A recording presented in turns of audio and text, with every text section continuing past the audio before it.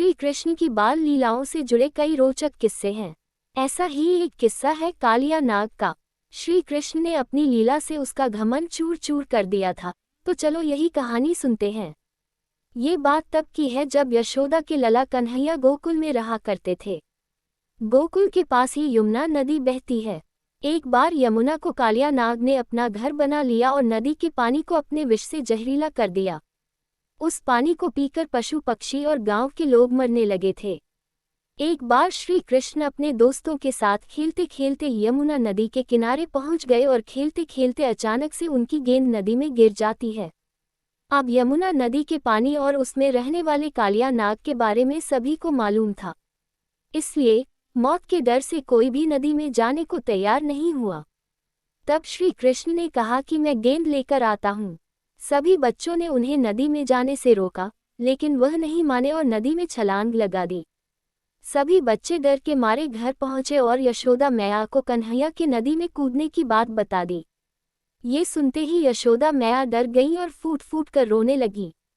ये बात धीरे धीरे पूरे गोकुल धाम में जंगल की आग की तरह फैल गई। सभी दौड़े दौड़े यमुना नदी किनारे आए गए, लेकिन कृष्ण अभी तक वापस नहीं आए थे। वहीं नदी में कृष्ण को देखकर कालिया नाग की पत्नियों ने उन्हें वापस जाने को कहा, लेकिन कृष्ण नहीं माने और तभी कालिया नाग जाग गया। कृष्ण ने कालिया नाग को यमुना नदी छोड़ने का आदेश दिया, लेकिन कालिया नाग ने मना कर दिया और कृष्ण को मारने के इरादे से उन पर हमला कर दिया। कृष्ण और कालिया नाग की जोरदार लड़ाई हुई। कुछ समय के बाद कालिया नाग हार गया और कृष्ण उसके फन पर नाचने लगे।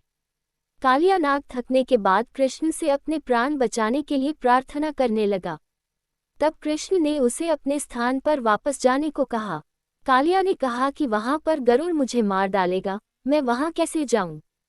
इस पर कृष्ण ने कहा कि मेरे चरणों के निशान तुम्हारे फन पर हैं, उसे देखकर गरुड़ तुमको नहीं मारेगा। इसके बाद कालिया नाग श्री कृष्ण को अपने फन पर उठाकर यमुना नदी से बाहर आ गया और इसके बाद अपनी पत्नियों के साथ अपने स्थान पर चला गया।